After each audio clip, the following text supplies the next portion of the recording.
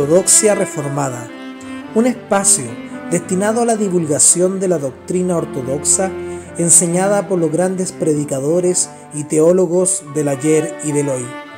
Deseamos que Dios le bendiga. Soli Deo Gloria.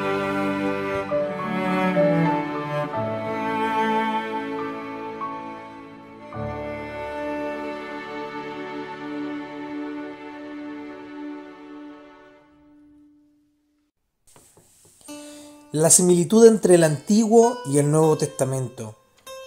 Institución de la religión cristiana por Juan Calvino. El desarrollo de nuestro tema presenta con claridad que todos los que Dios ha querido adoptar desde el principio del mundo para ser su pueblo han sido, por la misma razón, unidos al Señor por la misma fe que la nuestra. Como hay que precisar esta afirmación, volví a añadir cómo los patriarcas tuvieron la misma herencia que nosotros y esperaron la misma salvación por gracia de un mismo mediador.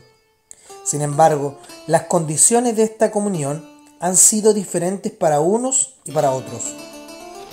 Los testimonios que hemos encontrado en la ley y los profetas son suficientes para demostrar que el pueblo de Dios nunca ha tenido otras reglas que la piedad ni otra doctrina que es la que tenemos nosotros.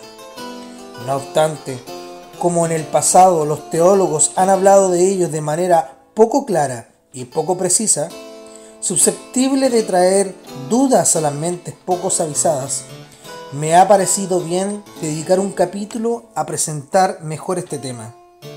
Además, esto que ya era muy útil se nos hace indispensable a causa de ese monstruo de Servet y de algunos anabaptistas, que no tienen más estima por el pueblo de Israel de la que tendrían por una piara de cerdos, porque creen que el Señor limitó su vida a la tierra y no le concedió ninguna esperanza en lo relativo a la vida eterna.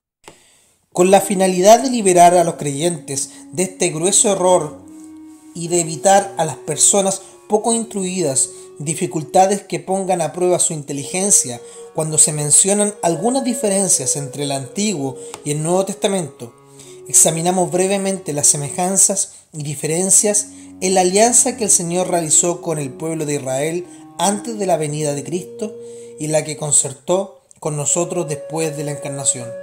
La alianza concertada con los patriarcas presenta un contenido y una verdad tan parecidos a lo de la nuestra que se puede decir que es la misma. La diferencia está en su dispensación. Pero este resumen es tan breve que puede ser difícil de entender. Necesitamos también desarrollarlo un poco para que lo entendamos bien. Al exponer la similitud, o más bien la unidad de las dos alianzas, no tiene sentido volver a tratar en detalle lo que ya hemos comentado, y no hay razón para explicar ahora lo que explicaremos en otro lugar. Por tanto, nos limitaremos a 3 puntos. Primero, el Señor no propuso a los judíos una felicidad o una riqueza terrestre como meta a alcanzar. Los adoptó con la esperanza de vida y les reveló y confirmó esta adopción mediante visiones y mediante la ley y los profetas. Segundo, la alianza que los unió a Dios no estaba fundada en sus méritos, sino en la sola misericordia del Señor. Tercero, los judíos tuvieron y conocieron a Cristo como mediador, que les unió a Dios y los hizo beneficiarios de sus promesas. Es importante explicar bien este primer punto, porque toca de cerca el tema que nos interesa, y es objeto de debates y controversias. Hay que abordarlo de tal manera que si todavía le falta algo a la presentación que hacen los demás, lo añadamos nosotros de manera breve si es oportuno. El apóstol no nos deja duda en cuanto a los 3 puntos citados, cuando dice que el Señor había prometido el Evangelio de Jesucristo mucho tiempo atrás por medio de los profetas en las Santas Escrituras. Evangelio que Él publicó ahora en el tiempo fijado, Romanos 1:2. Del mismo modo, la justicia de la fe que se enseña en el Evangelio fue confirmada en la ley y los profetas, Romanos 3:21. El Evangelio no limita la felicidad de los hombres a la vida presente, sino que los orienta hacia la esperanza de la vida eterna. No los liga a los placeres terrenales, sino que eleva su alma más alto, mostrándoles lo que pueden esperar de lo que les está preparado en el cielo. Este es el sentido de la definición que se encuentra en las epístolas del apóstol Pablo. En él también vosotros, habiendo oído la palabra de verdad y habiendo creído en él, fuiste sellados con el Espíritu Santo de la promesa, que es la arras de nuestra herencia. Efesios 1, del 13 al 14. Habiendo oído de vuestra fe en Cristo Jesús y del amor que tenéis a todos los santos a causa de la esperanza que os está guardada en los cielos, de la cual ya habéis oído por la palabra verdadera del Evangelio. Colosenses 1, del 4 al 5. A lo cual os llamo mediante nuestro Evangelio para alcanzar la gloria de nuestro Señor Jesucristo. Segunda de Tesalonicenses 2, 14. De ahí viene también que el Evangelio se le llama Evangelio de vuestra salvación. Efesios 1:3. Poder de Dios para salvación de todo aquel que cree. Romanos 1:16. Y reino de Dios. Pero aunque la doctrina del Evangelio es espiritual y nos da acceso a la vida incorruptible, no pensamos que aquellos a los que les fue prometido y anunciado primero el Evangelio se hayan comportado de cualquier manera gozando de los placeres materiales sin preocuparse de sus almas. Lucas capítulo 9, versículo 62. Que nadie objete con sutileza que las promesas del Evangelio que Dios había anunciado por sus profetas estaban destinadas únicamente al pueblo del Nuevo Testamento. Porque el apóstol, después de haber dicho que el Evangelio estaba prometido en la ley, añade que todo lo que la ley dice, lo dice a los que están bajo la ley. Reconozco que esto es otra cuestión, pero el apóstol no es tan olvidadizo para que, al decir que todo lo que la ley enseña pertenece a los judíos, no haya pensado en lo que había dicho antes respecto solo al Evangelio prometido en la ley. Por tanto, se enseña con claridad en este pasaje que el Antiguo Testamento apuntaba principalmente a la vida futura, puesto que tienen contenidas las promesas del Evangelio. Por la misma razón, el Antiguo Testamento estaba fundado en la misericordia gratuita de Dios y tenía su eficiencia en Cristo.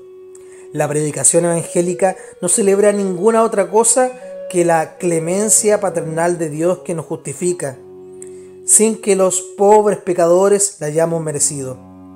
La sustancia de esta predicación es Jesucristo. ¿Quién se atreverá a privar de Cristo a los judíos con quienes entendemos que se concertó la alianza cuyo único fundamento es Cristo? ¿Quién se atreverá a privarlos de la esperanza de la salvación gratuita, puesto que entendemos que la enseñanza de la fe, que nos aporta una justicia gratuita, les fue comunicada a ellos? Para no extendernos en un tema muy claro, presentamos una destacada frase del Señor Jesús. Abraham, vuestro padre, se gozó de que había de ver mi día, y lo vio y se gozó. Juan capítulo 8, versículo 56. Lo que ahí se dice de Abraham, el apóstol lo afirma para todo el pueblo fiel, porque Jesucristo es el mismo de ayer y por la eternidad. Hebreos capítulo 13, versículo 8. No solo habla de la divinidad eterna de Cristo, sino del conocimiento de su poder que siempre se ha manifestado a los creyentes. Por eso la Virgen María y Zacarías dicen en sus cánticos que la salvación revelada en Cristo es cumplimiento de las promesas que Dios había hecho a Abraham y a los patriarcas. Lucas capítulo 1, versículos 54 al 55 y 72 al 73. Si Dios al enviar a su Cristo respetó su antiguo juramento, debemos reconocer que el propósito del Antiguo Testamento siempre ha sido Cristo y la vida eterna. Además, el apóstol pone al pueblo de Israel en pie de igualdad con nosotros en lo concerniente a la gracia de la alianza y al significado de los sacramentos, y queriendo advertir a los corintios mediante el ejemplo del pueblo de Israel para que no se entregasen a los mismos crímenes que Dios había castigado severamente, formula esta introducción: no tenemos ningún privilegio o superioridad que nos guarde del juicio al que ellos fueron sometidos. 1 Corintios capítulo 10, versículo del 1 al 6. Así el Señor no solo les concedió las mismas gracias particulares que a nosotros, sino que expresó su gracia entre ellos mediante las mismas señales y los mismos sacramentos, como si dijera: os parece que estáis fuera de peligro, porque el bautismo que se os administró y la cena del Señor os convierten en beneficio de promesas especiales. Y sin embargo, menospreciando la bondad de Dios, vivís en libertinaje. Reconoced que los judíos no carecieron de estos mismos sacramentos, y Dios no dudó en ejercer su justo juicio contra ellos. Ellos fueron bautizados durante la travesía del Mar Rojo y bajo la nube que los protegía del calor del sol. Los que se oponen a esa doctrina dicen que este bautismo era carnal y que tiene correspondencia con el nuestro, que es espiritual, y se le parece en cierta medida. Si consentimos esa opinión, el argumento del apóstol se queda sin valor, porque él quiere quitar a los corintios la vana confianza que tienen de pensar que son mejores que los judíos gracias al bautismo. Por otra parte, lo que sigue inmediatamente a esas palabras ya no permite más sutiles discusiones. Todos comieron del mismo alimento espiritual y bebieron la misma bebida espiritual que se nos ha dado, es decir, Jesucristo. 1 Corintios capítulo 10, versículo del 3 al 4. El Señor siempre ha hecho alianza con sus siervos de esta manera: yo seré vuestro Dios y vosotros me seréis mi pueblo. Levítico 26, 12. Con estas palabras, los profetas entendían la vida y la salvación tanto como la felicidad. Con toda razón declaró David a menudo que el pueblo que tenía al Señor por su Dios era bienaventurado. Salmo 144, versículo 15. Y bienaventurada la nación cuyo Dios es Jehová. Salmos 33, versículo 12. Aquí no se habla de una felicidad terrenal, sino que, dado que Él rescata de la muerte, el Señor mantiene para siempre y renueva su misericordia a todos los que ha recibido en su pueblo. Los otros profetas se expresan de la misma manera. ¿No eres tú desde el principio, oh Jehová, Dios mío, santo mío? No moriremos. Habacuc capítulo 1, versículo 12. Jehová es nuestro legislador. Él mismo nos salvará. Isaías capítulo 33, versículo 22. Bienaventurado tú, oh Israel, pueblo salvo por Jehová. Deuteronomios capítulo 33, versículo 29. Para no preocuparnos por cosas inútiles, contentémonos con esta advertencia reiterada en la Escritura. No nos falta nada de la provisión de los bienes materiales y de la seguridad de nuestra salvación si el Señor es nuestro Dios. Y esto con todo derecho. Si el rostro del Señor, cuando resplandece, constituye una seguridad de salvación, ¿cómo podría Dios declarar al hombre que es su Dios sin asegurarle al mismo tiempo su salvación? Y Él es nuestro Dios a condición de habitar en medio de nosotros, como lo aseguró a Moisés. Levítico 26, versículo 11 al 13. Pero es imposible conseguir esa presencia sin poseer la vida. Aunque no se hubiese dicho nada más, Israel tenía claramente la promesa de la vida espiritual en estas palabras: yo seré vuestro Dios.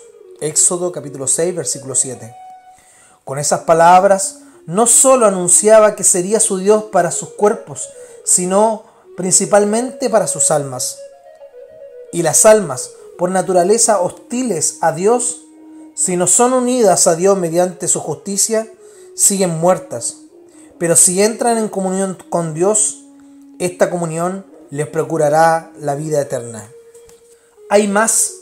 El Señor no les dijo al pueblo de Israel solo que Él era su Dios, sino que les prometió serlo siempre, para que su esperanza no descansase en las cosas presentes, sino que se extendiese hasta la eternidad.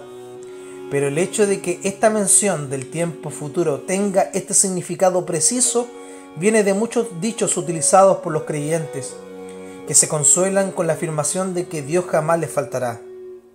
Una segunda parte de la alianza confirma al pueblo de Israel en esta convicción. La bendición de Dios se extendería más allá de los límites de la vida en la tierra. En efecto, estaba escrito: y estableceré mi pacto entre mí y ti y tu descendencia después de ti. Génesis capítulo 17, versículo 7. Si el Señor quiso manifestar su benevolencia a Israel haciendo bien a sus descendientes, era evidentemente necesario que su favor cayera sobre el propio Israel. Porque Dios no es como los hombres, que manifiestan a sus hijos el amor que antes han experimentado por los difuntos, cuando estos ya no tienen la posibilidad de hacerle ningún bien. Pero Dios, cuya generosidad no se detiene con la muerte, no priva del fruto de su misericordia a aquellos que se le han manifestado, sino que la extiende a 1000 generaciones. Éxodo 20, versículo 6. Dios quiso mostrar así la riqueza infinita de su bondad que sus siervos debían apreciar incluso después de morir, dado que Él la presenta como algo que se extiende a toda la familia. El Señor selló la veracidad de esta promesa y prácticamente mostró su cumplimiento cuando se llamó el Dios de Abraham, de Isaac y de Jacob mucho antes de que ellos murieran. ¿No habría sido esto ridículo si estos patriarcas estuviesen muertos? Sería algo así como decir: yo soy el Dios de los que ya no están. Más tarde, los evangelistas cuentan que los saduceos se quedaron perplejos ante Cristo con ese único argumento, tanto que no pudieron negar que Moisés había afirmado la resurrección de los muertos.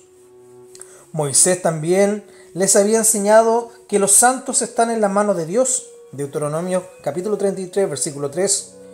Por tanto, les resultaba fácil concluir que no desaparecían con la muerte, porque aquel que es Señor de la vida y de la muerte los colocó bajo su custodia y su protección.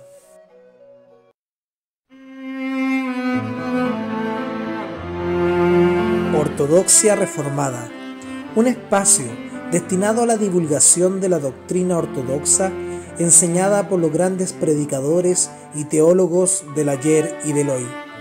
Deseamos que Dios le bendiga. Soli Deo Gloria.